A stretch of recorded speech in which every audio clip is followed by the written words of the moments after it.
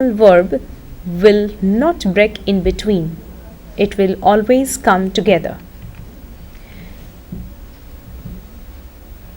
The passive voice of the phrases.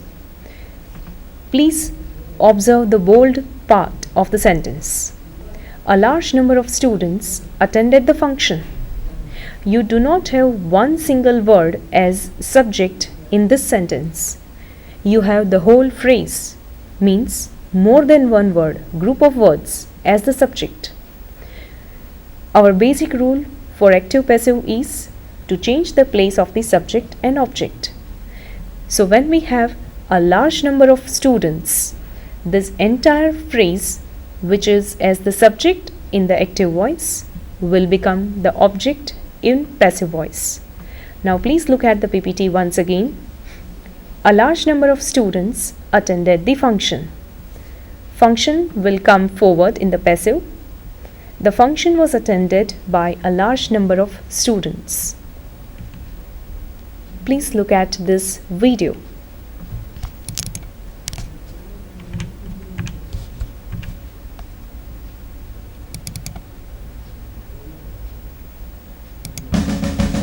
Active and passive voice.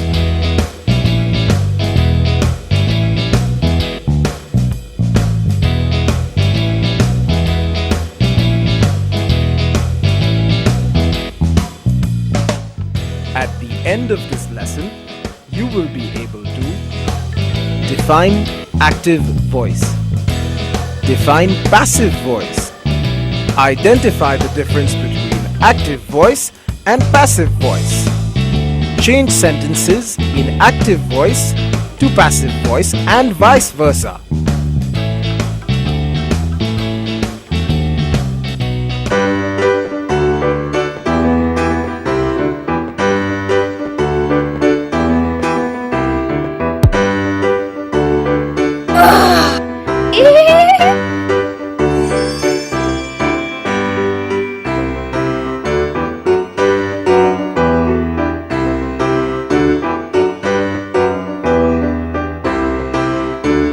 Hi Fleck.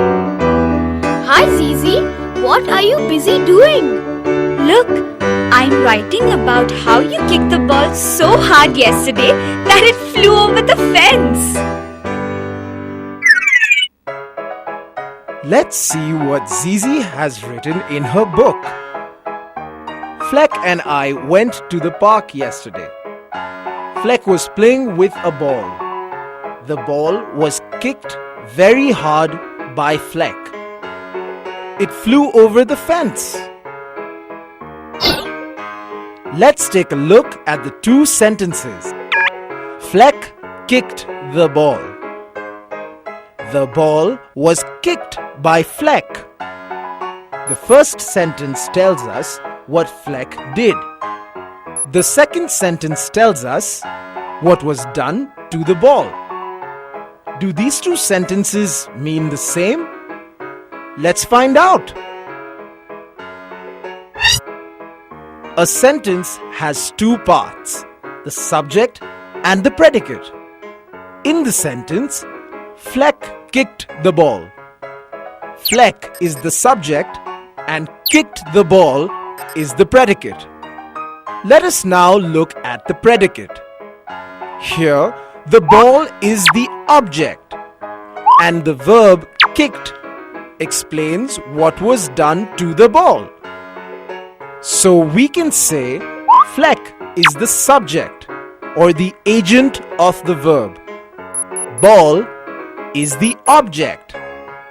Kicked is the verb. A sentence in which the subject is the agent or the doer of the action denoted by the verb is said to be in the active voice. This sentence is in the active voice because it tells us what Fleck did. So here, Fleck is the subject and the doer of the action. The ball is the receiver of that action. The action or the verb is kicked. Since what the subject did, affected the object ball, the verb kicked here is transitive. Now, let us study the second sentence. The ball was kicked by Fleck. In this sentence, the subject, that is, the ball, is not the doer of the action. Here, the subject is the receiver of the action. A sentence in which the subject does not act but is the receiver of the action is said to be in passive voice. This sentence is in the passive voice. It tells us what was done to the ball. So here, the ball is not the doer but the receiver of the action. The action was kicked. The verb was kicked does not have an object. Hence, it is intransitive.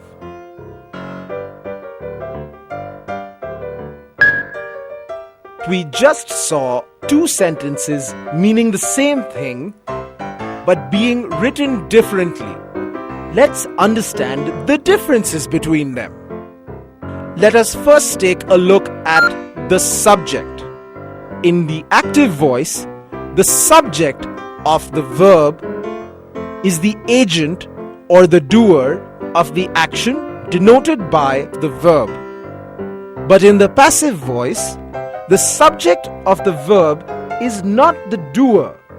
Rather, it is acted upon or is the receiver of the action denoted by the verb.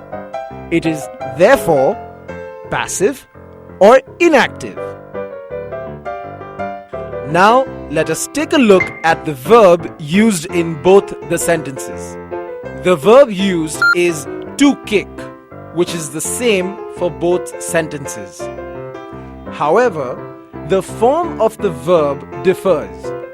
The form of the verb in the first sentence is kicked, and the form of the verb in the second sentence is was kicked.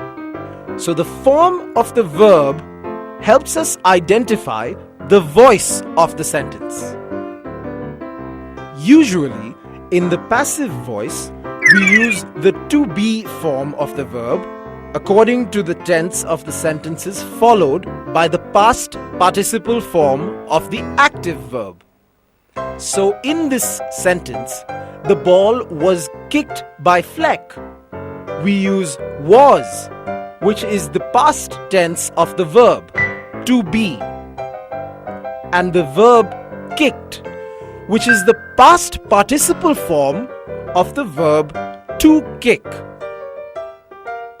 The voice of a verb tells us whether the subject is the doer or the receiver of the action denoted by the verb.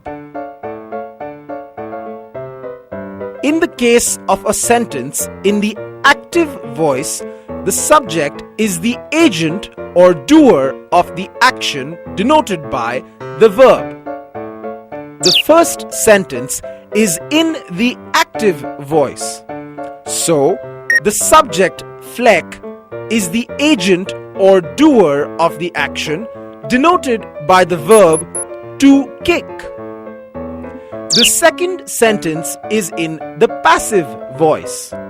Here, the subject ball is not the agent or the doer of the action denoted by the verb to kick. It is rather acted upon or is the receiver of that action. In a sentence in the passive voice, the agent of the action denoted by the verb may or may not be mentioned. In a sentence in the passive voice, where the agent of the action is mentioned, we always use a preposition such as by or with after the passive verb and then mention the agent. The agent then becomes the object of the preposition. In the first sentence, we do not add a preposition since it is in the active voice. Since the second sentence is in the passive voice, the preposition by is used after the passive verb was kicked, and then the agent Fleck is mentioned. The agent Fleck is the object of the preposition by. When the agent is not mentioned, an appropriate form of the verb get is sometimes used instead of be with the past participle. For example, the children got busy during the term end exams.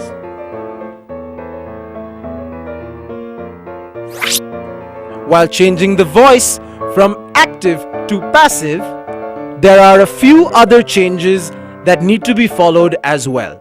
Let us study them in detail. Look at the following sentence in the active voice. The pattern followed in the sentence is the subject Zizi, the verb told, and the object story. When changing the voice from active to passive, the object story of the active verb now becomes the subject of the passive verb.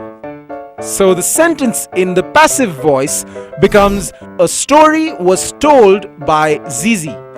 It therefore follows that usually only active transitive verbs which can have objects can be changed into passive voice. The next thing to remember while changing to passive voice is that the subject of the active verb or the agent can be mentioned only with the help of a preposition, usually by or with. The passive verb is followed by the preposition by or with, and then the agent is mentioned. The agent, therefore, becomes the object of the preposition used. In the sentence, the verb was told is followed by the preposition by. An active transitive verb may have two objects, direct and indirect. Let us look at an example that explains this statement. Zizi told a beautiful story to Fleck. Let us ask the questions: who told the story and to whom was it told? We get the answer Zizi and Fleck respectively. So, story is the direct object and Fleck is the indirect object.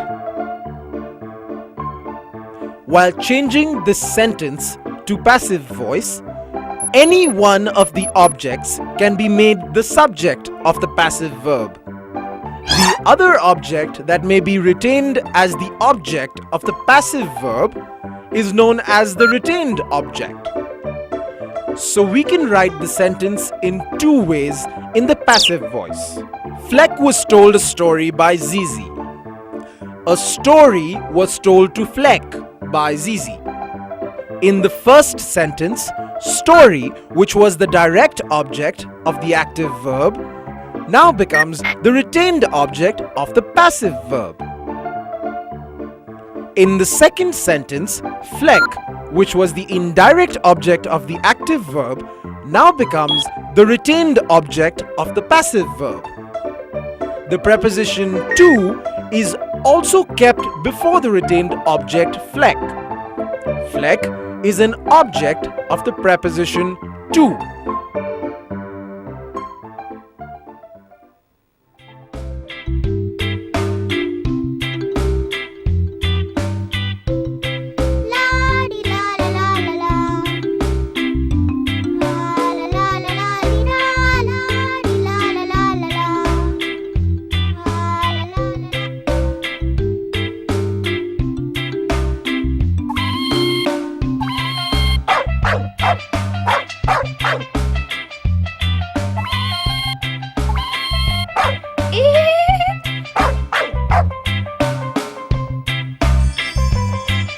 Let's look at some more examples of changing sentences in active voice to passive voice. The girl was singing a beautiful song. In this sentence, the subject, girl, is the agent of the active verb was singing. The object is song. While changing this sentence to passive voice, depending on the tense of the active verb, an appropriate passive form of the verb to be has to be used with the past participle of the active verb. In this sentence, the tense of the active verb was singing is past continuous. The passive voice of this sentence will be, a beautiful song was being sung by the girl. The appropriate passive form of the verb to be, in this case, is was being. The past participle form of the active verb sing is sung. Let's look at another example. The dog chased the cat. In this sentence, the subject dog is the agent of the active verb chased. Cat is the object. The tense of the active verb chased is simple past. The passive voice of this sentence will be, the cat was chased by the dog. The appropriate passive form of the verb to be in this case is was. The past participle form of the active verb chase is chased. Do remember to change the tenses of the verbs carefully.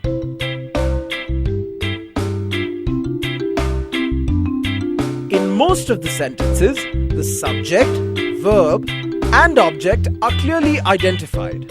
However, this may not be in the case of imperative sentences. Let us take a few examples of changing an imperative sentence from active to passive voice. Clean the floor. In the passive voice, this sentence will be, let the floor be cleaned. Bring your books to school every day. In the passive voice, this sentence will be, books should be brought to school every day. We generally use the passive voice in writing reports, where the action done or to be done is more important than the agent.